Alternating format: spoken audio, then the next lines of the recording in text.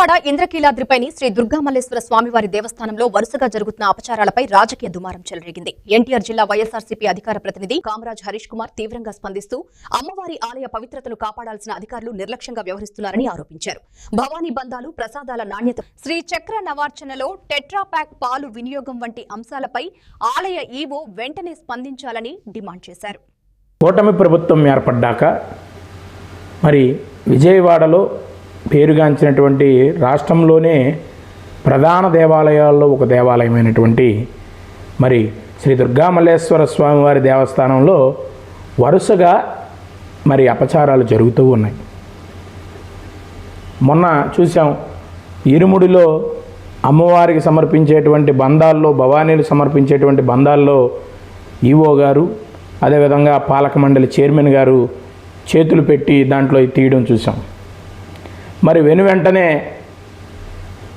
మరి వేలాది లడ్డూలు మిగిలిపోయి మరి ఆ లడ్డూల్ని భక్తులకి పంచుతున్నామని చెప్పేసి చెప్తే మరి ఆ లడ్డూలు కూడా బూజు పట్టేసినటువంటి పరిస్థితిని చూసాం.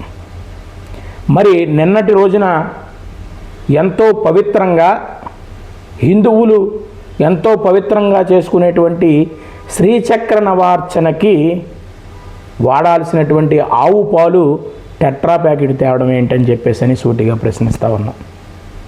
అమ్మవారి పవిత్రతను, అమ్మవారి యొక్క దేవస్థాన పవిత్రతను కాపాడాల్సినటువంటి ఈవో గారు, సేనానాయక్ గారు ఏం చేస్తున్నారు?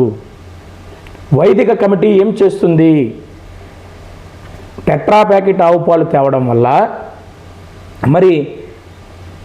మరి అమ్మవారి శ్రీచక్ర నవార్చన కార్యక్రమం కూడా ఒక అరగంట లేటుగా పూజా కార్యక్రమం ప్రారంభమైనటువంటి సమయాన్ని నేను చూసాం. వరుసగా అమ్మవారి దేవాలయంలో ఇటువంటి సంఘటనలు జరుగుతూనే ఉన్నాయి.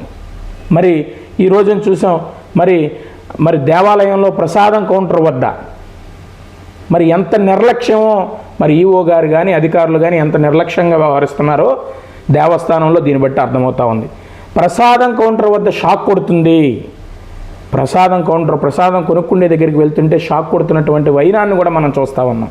అంటే అమ్మవారి గుడికి వచ్చేటువంటి భక్తుల పట్ల కానీ, అమ్మవారికి చేసేటువంటి పూజల పట్ల కానీ మీకు విలువలతో చేయాలనేటువంటి ఉద్దేశం మీకు లేదని చెప్పేసి ఈ సందర్భంగా తెలియజేస్తూ ఉన్నాం. మరి ముఖ్యంగా మరి ఈ దేవస్థానంలో పనిచేస్తున్నటువంటి అధికారులు ఏమి చేస్తున్నారు?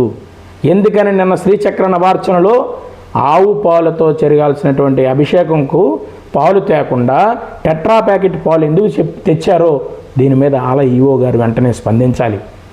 ఎందుకని ఆ దుర్ఘటన జరిగిందో ఆలయ ఈవో గారు స్పందించాలి.